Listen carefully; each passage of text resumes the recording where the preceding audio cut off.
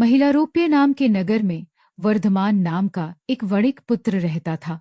उसने धर्मयुक्त रीति से व्यापार में पर्याप्त धन पैदा किया था, किंतु उतने से संतोष नहीं होता था और भी अधिक धन कमाने की इच्छा थी।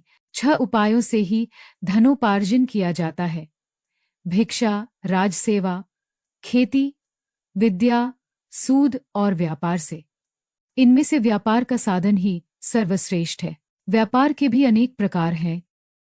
उनमें से सबसे अच्छा यही है कि परदेश से उत्तम वस्तुओं का संग्रह करके स्वदेश में उन्हें बेचा जाए। यही सोचकर वर्धमान ने अपने नगर से बाहर जाने का संकल्प किया। मथुरा जाने वाले मार्ग के लिए उसने अपना रथ तैयार करवाया। रथ में 2 सुंदर सुदृढ़ बैल लगवाए। उनके नाम थे संजीवक और नंदक। वर्धमान का रथ जब यमुना के किनारे पहुंचा तो संजीवक नाम का बैल नदी तट की दलदल में फंस गया। वहां से निकलने की चेष्टा में उसका एक पैर भी टूट गया। वर्धमान को यह देखकर बड़ा दुख हुआ।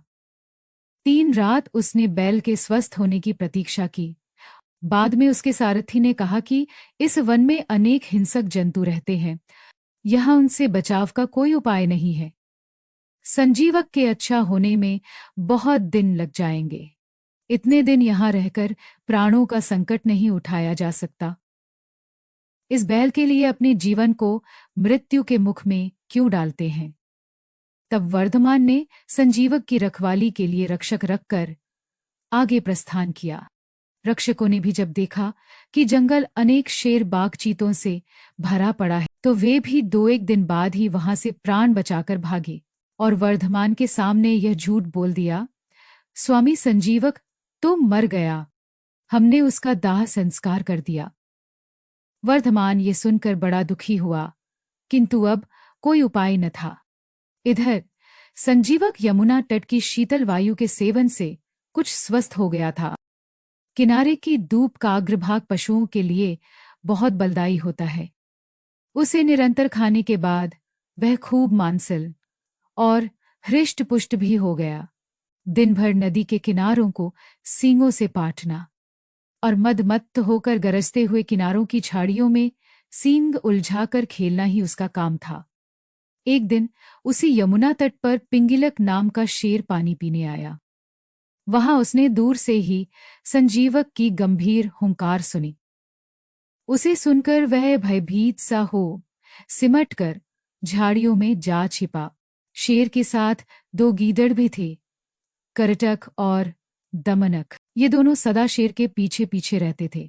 उन्होंने जब अपने स्वामी को भयभीत देखा तो आश्चर्य में डूब गए।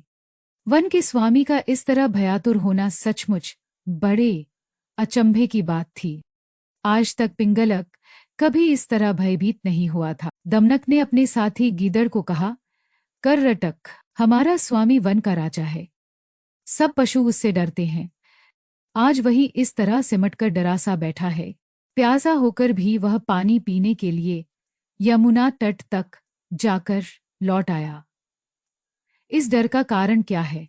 करटक ने उत्तर दिया, दमनक, कारण कुछ भी हो, हमें क्या, दूसरों के काम में हस्तक्षेप करना ठीक नहीं। जो ऐसा करता है वो उसी बंदर की तरह तड़प तड़प कर मरता है जिसने दूसरे के काम में कौतूहलवश व्यर्थ ही हस्तक्षेप किया था।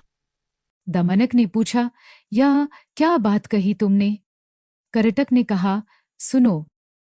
इसके आगे की कहानी बंदर और लकड़ी का खूंटा अगले वीडियो में मिलेगी।